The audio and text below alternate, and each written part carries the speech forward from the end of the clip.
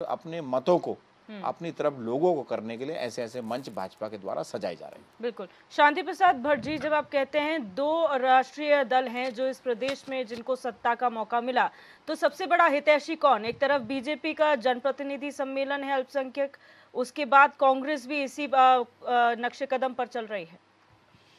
देखिए दिव्या जी, आज आपने लोकसभा चुनाव की तैयारी पर डिबेट रखी है। निश्चित रूप से लोकतंत्र में चुनाव से पहले सरकारों के द्वारा जो कार्य किए होते हैं वो जनता के बीच में उस पर चर्चा होनी चाहिए। और दोनों राष्ट्रीय पार्टियां कितना उत्तराखंड के लिए सीरियस है, अगर आप अपने डिबेट का 15 मिनट देखेंगे, दोनों राष्ट्रीय पार्टियों के प्रवक्ताओं ने उत्तराखंड में लोकसभा चुनाव पर एक शब्द नहीं बोला। कारण बोलने के लिए कुछ है ही नहीं, बताने के लिए कुछ है नहीं, तो आ गए धर्म की राजनीति के सहारे। एक ने प्रधानमंत्री की जय जयकार कर दी, एक ने धर्म की बात कह दी। कहना भी चाहिए, बैठे हैं यहाँ पर डिबेट पे, अपनी पार्टी की बात तो करेंगे। अब आ जाइए सवाल। देखिए, भारतीय जनता पार्टी को 2 टर्म लोकसभा मिला, बहुत बधाई इसके लिए। मगर इन 10 वर्षों में जो गांव गोद लिए थे, वो गांव की स्थिति क्या है, इस पर भाजपा श्वेत पत्र जारी करती। क्या कर रही है? अब आ गए अनुसूचित जाति, जनजाति, आ गए अपने उसमें। हम ऐसे ही नहीं कहते, दोनों पार्टियां नागनाथ और सापनाथ हैं। दोनों का एक एजेंडा है, कैसे जनता को दिग्भ्रमित किया जाए और कैसे संगठन को मजबूत करा जाए बड़े बड़े पूंजीपतियों के सहारे, और फिर कैसे वोटों पे डाका डाला जाए, मात्र ये इनका मकसद है जी। अब आ जाइए, हम संघीय ढांचे में रहते हैं दिव्या।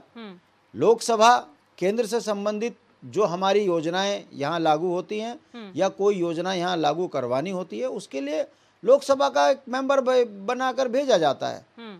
14 विधानसभा में 1 हैं, 5 लोकसभा हमारे पास हैं जी। अब आप देखिए दिव्या, इन 10 वर्षों में लोकसभा से संबंधित जितने भी प्रश्न थे, जैसे जंगली जानवरों से हम परेशान हैं, केंद्र का वन कानून, उसमें परिवर्तन होने की जरूरत है जी। हमारा तो मूल अस्तित्व खत्म कर दिया जंगली जानवरों ने, आए दिन बच्चे मार रहे हैं। बता दीजिए किसी सांसद ने 10 साल में बोला हो कि हमारा उत्तराखंडियत खत्म हो रही है, वन अधिनियम में परिवर्तन कीजिए। जो मिजोरम को छूट है, अरुणाचल को छूट है, हमको क्यों नहीं? बोल नहीं सकते, ये गूंगी गुड़िया हैं। दूसरी चीज देखिए, उत्तर प्रदेश में उत्तराखंड का जब पुनर्गठन हुआ था तो हमारे साथ बहुत भेदभाव हुआ, 26 राज्य विरोधी संशोधन हुए। हम लोकसभा में अपना सांसद इसलिए भेजते हैं कि वो जाकर बोले, माननीय प्रधानमंत्री जी, कि आपकी नाक के नीचे एक राज्य के अधिकार छीन लिए। 26 राज्य विरोधी संशोधन, जंगल पे अधिकार छीन लिया, पानी पे अधिकार छीन लिया, रोजगार हमारा नहीं, कानून हमारा नहीं, बोली हमारी नहीं, भाषा हमारे नहीं, विकास हमारा नहीं, राजधानी हमारी नहीं, हमारा सारा अस्तित्व खतरे में डाल दिया। हमने हम दो हमारे दो की नीति में अपने राज्य की जनसंख्या नहीं बढ़ने दी। ये 64 लाख से 1 करोड़ 35 लाख हो गए। बता दीजिए कोई सांसद दिल्ली में जाके बोला हो कि हमको परिवार नियोजन की सजा बाहर के लोगों को बसा कर दे दी गई, हमारे बजट पे डाका डलवा दिया गया? बता दीजिए अगर 10 साल में कोई बोला हो। हाँ, मैं इसकी तारीफ करूंगा, बंगालियों की चिंता, यहाँ सांसद बंगालियों को यहाँ का मूल निवासी बनाने के लिए जिस तरह से लोकसभा में तत्पर थे, ये असली चेहरा है भाजपा का।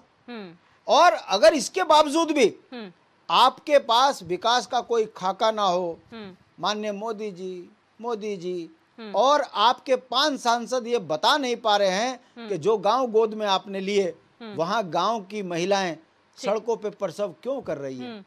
जो गांव गोद में लिए वहां की शिक्षा की स्थिति क्यों चरमरा गई? गांव खाली क्यों हो गए? विकास से हमें दूर क्यों किया जा रहा है? अगर इस पर कोई चर्चा ये करते तो मुझे लगता कि निश्चित रूप से डबल इंजन का हमको बहुत लाभ हुआ क्या है? पहला इन्वेस्टर समिट, मूल निवास खत्म, भू कानून खत्म। दूसरा इन्वेस्टर समिट, माननीय प्रधानमंत्री जी ने कह दिया, मेरी बात को हो सकता है लोग तोड़ मरोड़ के बोले, मगर मैं आपको वो हकीकत बता रहा हूं, विकास के लिए देवभूमि को देव दर्शन के अनुसार यदि भारत में और विश्व में प्रचलित किया जाता तो निश्चित रूप से हमें लगता कि कम से कम एक स्टेट की अपनी पहचान जो हमारी देवभूमि की है उसके अनुसार विकसित करने की बात भारतीय जनता पार्टी कर रही है। हमने कहा ना कि ये पूंजीपतियों की पार्टी है, अमन बेच देंगे, चमन बेच देंगे, मगर जहां पैसा दिखेगा वही बात बोलेंगे। मेरी घोर आपत्ति है कि प्रधानमंत्री जी का आकर यहाँ कहना कि उत्तराखंड को वेडिंग डेस्टिनेशन बनाएंगे। समझ सकती हो दिव्या, अब पहाड़ के गरीब किसानों की जमीनों पर भी इनकी नजर है, वो डीम्ड फॉरेस्ट बनाकर ये झूठे एग्रीमेंट दिखाएंगे और उसके बाद उन जमीनों को भी बेच खाएंगे। ऐसी मानसिकता की पार्टियां यदि डबल इंजन की सरकार है तो मैं सिरे से नकारता हूं। जो उत्तर प्रदेश ट्रिपल इंजन की सरकार में उत्तर प्रदेश से हमारी परिसंपत्तियों का बंटवारा नहीं कर पा रहे, ऐसी राजनीतिक पार्टी को यदि जनता भर भर के वोट दे रही है तो उसके परिणाम मैं बता दूं दिव्या, इन 23 वर्षों के बाद उत्तराखंड का मूल निवासी अब फिर कह रहा है आओ 24 दिसंबर को अपने अस्तित्व को बचाने के लिए एक मुठ और एकजुट होकर उत्तराखंड में अपना भू कानून, मूल निवास है ना, इसके लिए संघर्ष करो। तो समझ सकती हो दिव्या कि हम किस कदर लूटे गए हैं, हमको कौन से चश्मे से देखा जा रहा है। एक वर्ग जो है 72 हूर के चक्कर में बर्बाद हो गया, अनपढ़ समाज था वो।